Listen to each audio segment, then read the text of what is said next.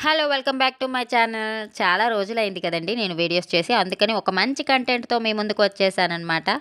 So, ఏంటి ఈ content అనుకుంటున్నారా? చూస్తున్నారా వీడియోలో పులిహోరని చూపిస్తుంది ఏంటి అని అనుకుంటున్నారా? అదేనండి, పులిహోర అంటే ఎంతమందికి ఇష్టం? చాలా ఇష్టం కదా! ప్రసాదం అంటే ఇంకా ఇష్టం కదా! గుడిలో చేసిన ప్రసాదం మాదిరిగానే పులిహోర నేను ఏ విధంగా తయారు చేయాలో మీకు ఈ వీడియోలో చూపిస్తున్నాను. ముందుగా చూసేయండి అనమాట. మీకు ఈ వీడియో నచ్చినట్లయితే లైక్, షేర్, సబ్స్క్రైబ్ అయితే చేయండి. సో, అన్నం కోసం అయితే నేను ముందుగా వాటర్ని అయితే వేడి చేసేసుకుంటున్నాను. ఈ కొంచెం అదేనండి, ఎసరు అంటారు కదా అన్నం వేడి చేసుకోవడానికి. ఆ ఎసరు మరిగాక మనం శుభ్రం చేసుకున్న కడిగిన బియ్యాన్ని అయితే ఆ ఎసరులో వేసేసుకొని అన్నం అయితే రెడీ చేసుకోవాలి. సో, చూస్తున్నారా నేను ఏ విధంగా వేస్తున్నానో ఆ విధంగా వేసేసుకోవాలి. సో, ముందుగా పులిహోర అంటేనే ముందుగా ఉండేది శనగ పలుకులు లేనిదే పులిహోర అనేది ఉండదు కదా! సో, ఈ పలుకులు అనేది కూడా వేయించుకొని పక్కన పెట్టేసుకోవాలనమాట. సో, నేను ఏ విధంగా వేయించుకున్నానో చూపించాను కదా వీడియోలో, ఆ విధంగా వేయించుకొని పక్కన పెట్టేసుకోవాలనమాట. సో, మీకు ఈ వీడియో నచ్చినట్లయితే తప్పకుండా లైక్ అయితే చేయండి. కొత్త వాళ్ళు చూస్తున్నట్లయితే సబ్స్క్రైబ్ చేసేసుకోండి. అలాగే పాత వీడియోలను కూడా కొద్దిగా చూసేయండి. సో, అన్నం అయితే రెడీ అయిపోయిందండి. ఈ విధంగా ఉండలు లేకుండా విడివిడిగా వచ్చేటట్లు చూసుకోవాలి. కొద్దిగా మెత్తగా అయింది అంటే మాత్రం పులిహోర టేస్ట్ పోతుంది. అలాగే పులిహోర అనేది మెత్తగా ముద్దలా అయిపోతుందనమాట. సో, అలా రాకుండా ఉండాలి అంటే విడివిడిగా మనం కలిపి పెట్టేసుకోవాలన్నమాట అన్నం. సో, ఆ అన్నంలో కొద్దిగా ఇంగువని యాడ్ చేసుకోవాలన్నమాట. అలాగే మనం వేయించి పెట్టుకున్న పలుకుల్ని కూడా దీంట్లో వేసేసుకోవచ్చు. అలాగే కరివేపాకు ఉంటుంది కదా, పచ్చి కరివేపాకు కొద్దిగా దీంట్లో యాడ్ చేసేసుకోవాలన్నమాట. సో, నేను ఏ విధంగా చూపిస్తున్నానో మీరు ఆ విధంగానే పులిహోరనైతే ట్రై చేయండి. ట్రై చేసి నాకు కామెంట్ సెక్షన్లో మీకు ఎలా ఉందా అనేది అయితే కామెంట్ సెక్షన్లో కామెంట్ అయితే ఇచ్చేయండి. సో, ఫైనల్‌గా అయితే సాల్ట్‌ని కూడా యాడ్ చేసేసుకొని సాల్ట్ కలిసేటట్లు కింద పైన కలిపేసి పెట్టేసుకోవాలన్నమాట. మొత్తం స్ప్రెడ్ అయ్యే విధంగా మనం కలిపి పెట్టేసుకోవాలి.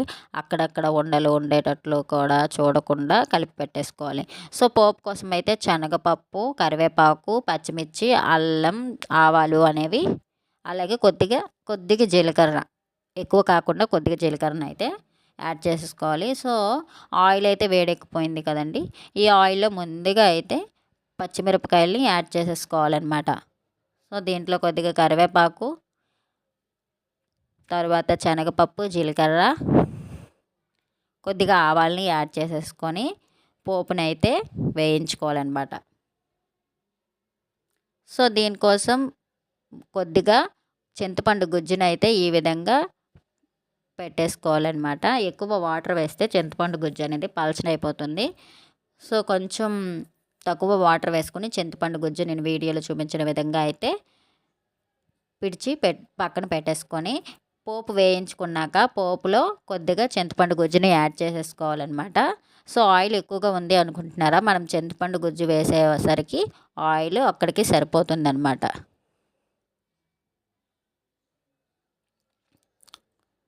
సో, చూస్తున్నారా ఈ విధంగా దగ్గరికి అంటే పచ్చివాసన పోతుంది. చింతపండు గుజ్జు పచ్చివాసన పోయేంత వరకు వేయించుకోవాలన్నమాట.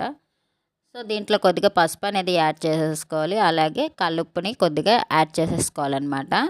సో, పసుపు చాలామంది అన్నం వండేటప్పుడు అన్నంలో వేస్తూ ఉంటారు కదా! దానివల్ల ఏమవుతుందంటే కలర్ అనేది డల్‌గా ఉంటుందండి. అలాగే మనం పోపులో వేసేసుకుంటే ఏమవుతుందంటే పులిహోర అనేది కలర్‌ఫుల్‌గా యెల్లో కలర్‌గా ఉంటుందన్నమాట. సో, మీకు వీడియోలో చూస్తుంటేనే అర్థమవుతుంది. మనం కలిపే గరిటెకి అలాగే పోపు పెట్టుకునే కళాయికి కూడా పసుపు ఏ విధంగా అంటిందో ఏంటా అని. సో, నేను చూపించిన విధంగా వీడియోలో అయితే పోపుని అన్నంలో వేసేసుకోవాలన్నమాట. అలాగే చింతపండు రసం వేసాం కదండీ! దాంతో పాటు కొద్దిగా నిమ్మకాయ రసాన్ని కూడా యాడ్ చేసేసుకోవాలి. నిమ్మకాయని డైరెక్ట్‌గా పిండితే ఆ పిక్కలనేవి దాంట్లో పడిపోతాయి కదా! అందుకని ఒక కప్పులో వేరేగా పిండేసుకొని ఆ పిక్కలన్నీ వేరేగా చేసేసుకొని నిమ్మకాయ రసాన్ని కూడా దీంట్లో యాడ్ చేసేసుకొని నేను చూపించిన విధంగా అయితే గరిటెతో మనం కలిపి పెట్టేసుకోవాలి. చేత్తో కలపడం వల్ల ఏమవుతుంది అంటే త్వరగా పులిహోర అనేది పాడైపోతుంది. త్వరగా పులిహోర పాడైపోతుంది కనుక మనం గరిటెతో కలిపి పెట్టేసుకుంటే చాలా బావుంటుందండి. అలాగే కొద్దిగా సాల్ట్ సరిపోకపోయినా మనం వెనక నుంచి యాడ్ చేసేసుకొని కలిపి పెట్టేసుకోవాలన్నమాట. సో ఇంకెందుకు ఆలస్యం, వెంటనే నేను చేసిన పులిహోరని మీరు కూడా ట్రై చేయండి. ఎలా ఉందో కామెంట్ చేయండి. Thank you for watching.